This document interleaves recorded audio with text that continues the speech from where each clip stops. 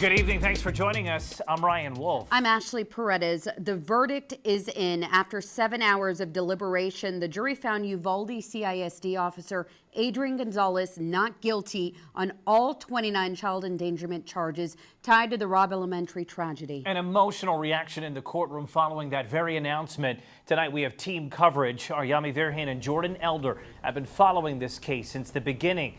They join us live in Corpus Christi with the landmark decision.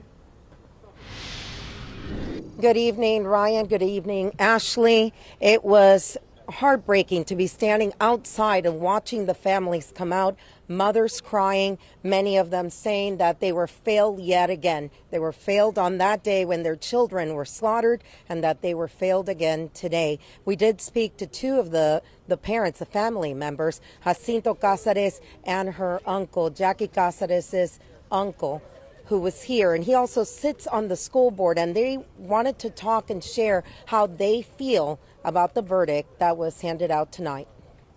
We've been failed again, and it's going to keep on happening if things don't change. I mean, I'm angry, I'm sad. I respect the jury's decision, but what message does it send out there? That if you're an officer, you can simply stand by, stand down, stand idle, and not do anything and wait for everybody to be executed, killed, slaughtered, massacred? Is that the message that you sent today? Now, in the meantime, they were also asked about Christina Mitchell, the DA, what message they had for her. Many said that she needs to do better when the next trial starts for ex-chief Pete Arredondo. And Jordan, you were inside the courtroom when the verdict came out. What was that like? There was such an overwhelming sense of anxiety before the verdict was read on both sides of the courtroom. All of the family members that were in there waiting, and then Adrian Gonzales' family as well. A lot of the family members of the victims had on necklaces with their children's faces on it. They were holding them, they were praying, and then when that verdict was read, there were tears all through the room. For the families, it was the feeling of ongoing injustice, and for Adrian Gonzales' family, it was relief. You could actually see him getting emotional, which is not something that we've seen a lot over the course of this trial. So Gonzales actually addressed the media just momentarily after that verdict came down. He says now he has to pick up the pieces. His attorneys say that there's been an incorrect narrative about him for a long time, and rebuilding is not going to be easy. I want to start by thanking God for this, my family, my wife, and these guys are here. He put them in my path, and I'm just thankful for that. And thank you for the jury for considering all the evidence and making that verdict. Is there anything you want to say to the families? No, not right now.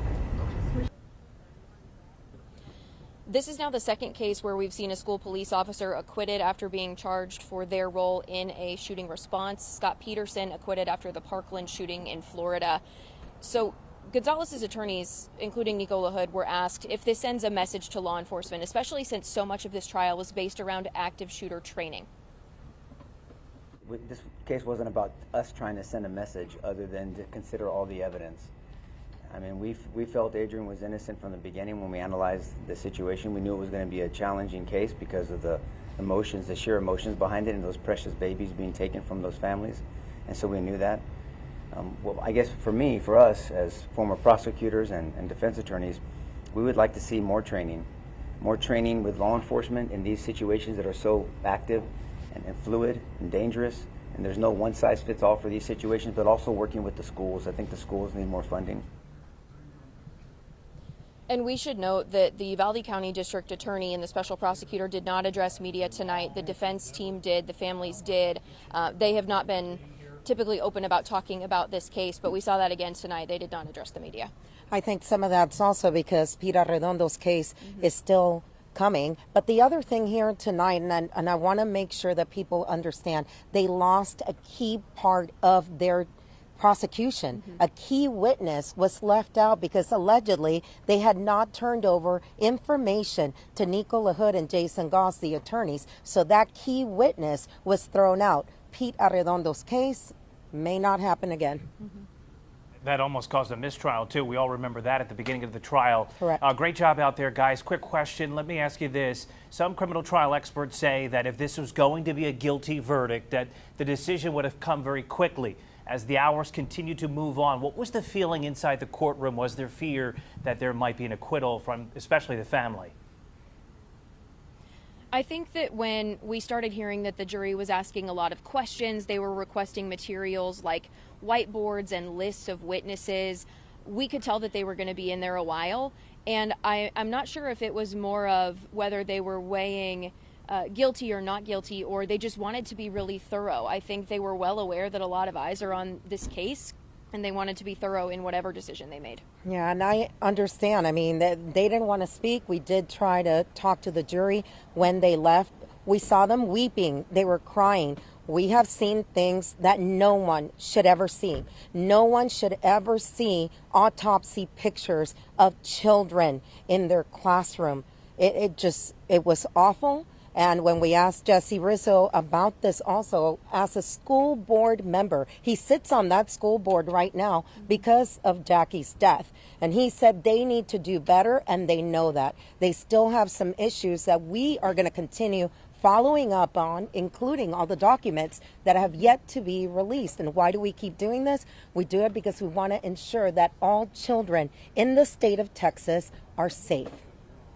Well, Yami, Gonzales' lawyers, as we heard, continue arguing that he was unfairly blamed for a much broader law enforcement failure.